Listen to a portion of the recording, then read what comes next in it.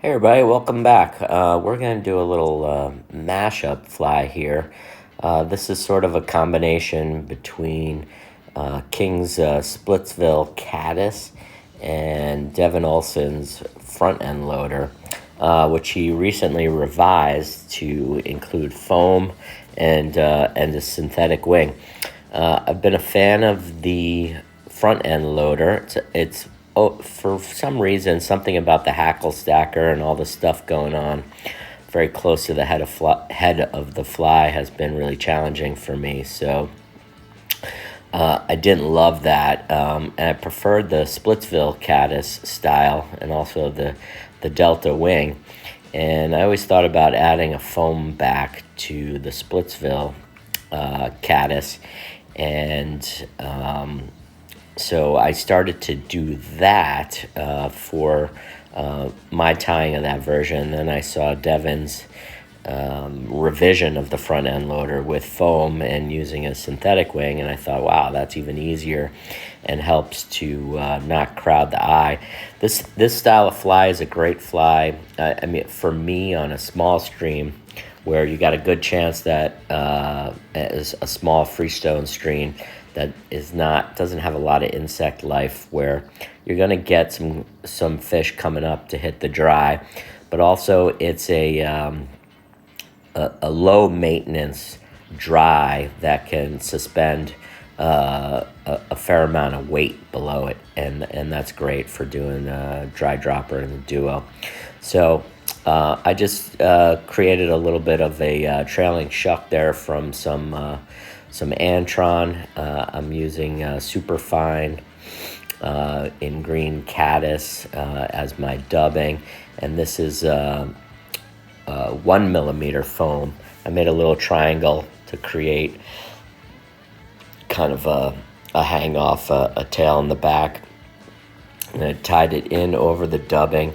And when I go around the foam, I'm kind of loose, and then towards me I pull while holding it, and that kind of helps cinch it down without moving it too much. Dub underneath, put the foam down again to kind of create that body, cut it off as close as you can, tie it off. And now I'm just making 2 loops here, almost like you would make a dubbing loop.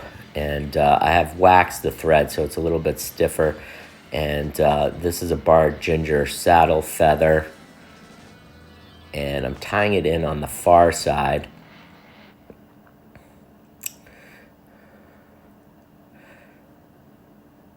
On the bear stem.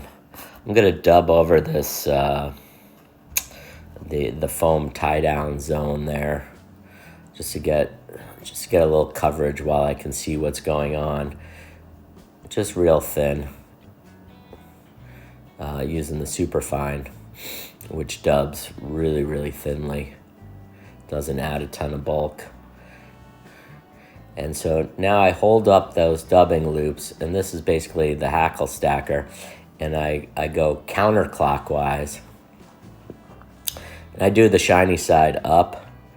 This is all going to get mashed on top, so it's not a parachute, so it's not staying like that.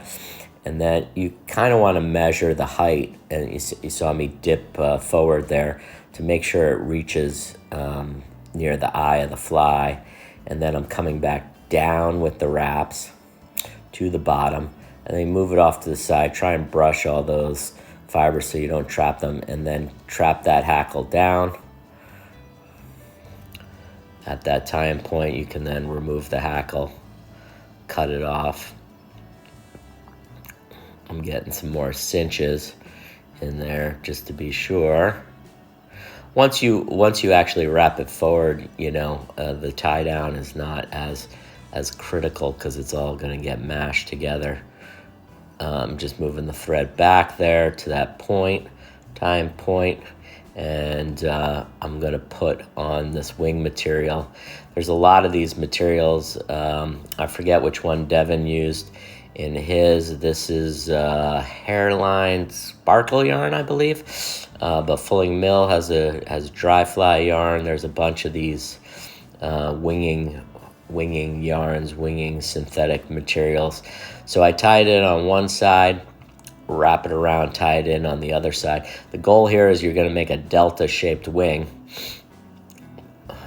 by pulling the hackle stacker through it. This I've just put in a little bit of a bright pink-red antron, I believe it is, just to help me see. I didn't cut it to proper length. I'm just, cutting it long there to get it out of my way. And I'm going to put a little bit more of the superfine on just to cover up the thread wraps as I make my way to the head of the fly.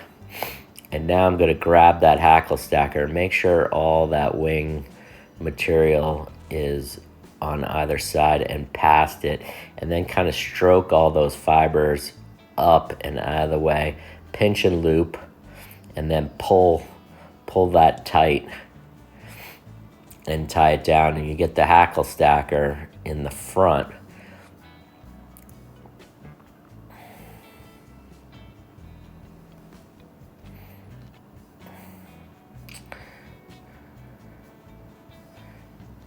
And then a whip finish. You can remove the thread, and then you can remove those dubbing loops that you used to make the hackle stacker. And now we can adjust these wings to the length you want, and you can see that they're because the hackle stacker kind of pushes through, it forces them to stay out in that delta shape, which is a caddis's wing shape.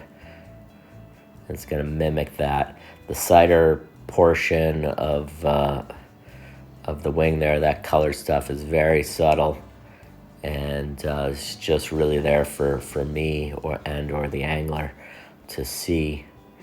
And these yarns hold floatant really, really well, not that necessarily need it. There's a close-up of the fly, and here's it tilted so you can see that delta wing profile. Thank you, and try it out. Good luck. Take care. Bye.